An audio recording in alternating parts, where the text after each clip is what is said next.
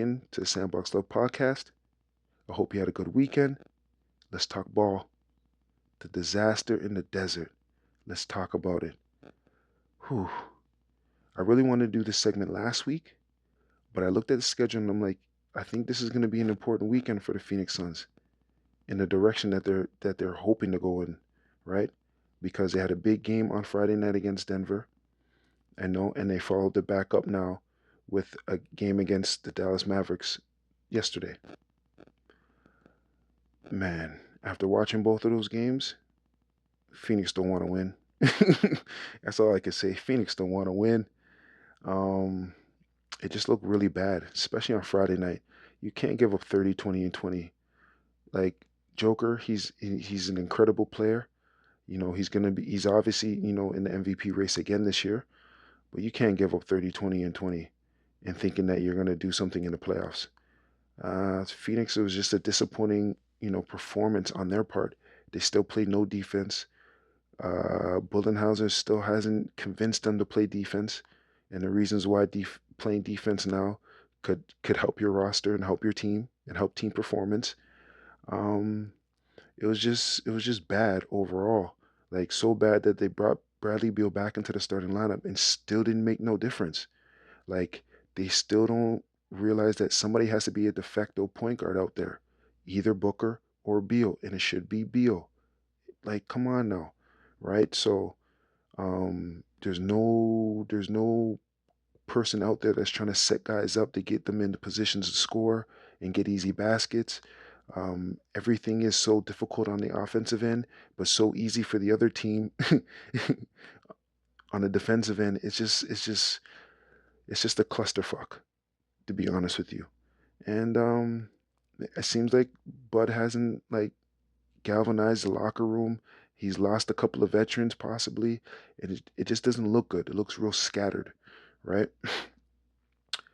And Phoenix has already given up. It's already it's an open secret now that they're going to trade Kevin Durant in the offseason.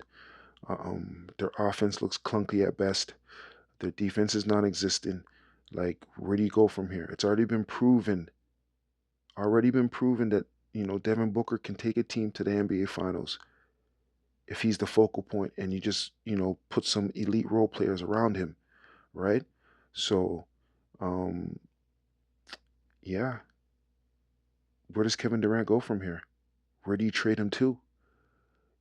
I think the best place that makes sense for both teams now, if we're talking about one team not ripping off the other team and it's just a straight up fair trade, I think Kevin Durant going back home to OKC makes the most sense.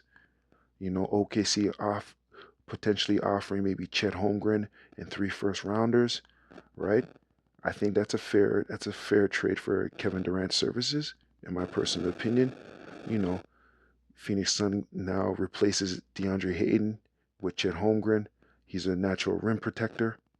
He can give you 14 to 15 a night, you know, and he's still young and he's still 21, 22 years old, right? So the defense is going to improve for Phoenix if you get a Chet, and then you get 3 first rounders now to improve your team in the draft, right? And obviously you get back some of that draft capital you lost in the initial Kevin Durant deal to get him from Brooklyn to begin with, right? So I think that's a move that makes sense.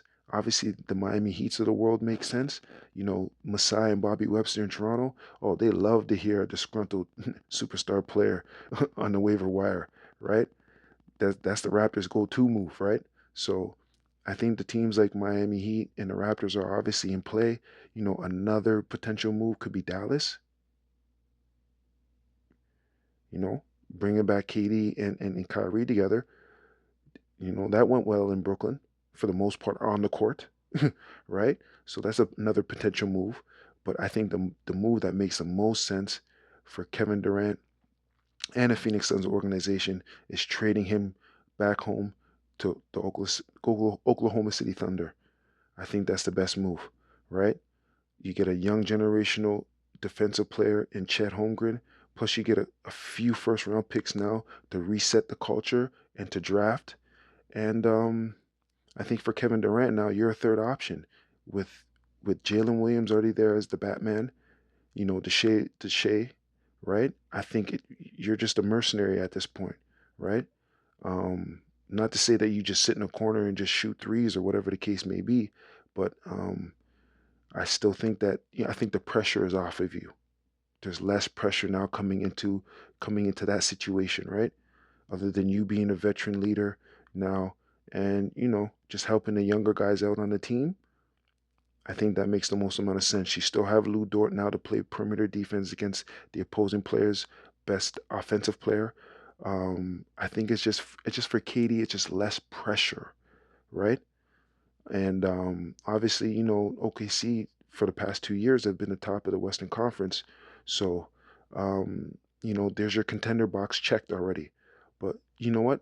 Tell me what you think personally. What would be the best move for KD? You know, Phoenix moving forward now. What other moves other than, trading Kevin Durant could, Phoenix Suns make now to put them back into the contender box?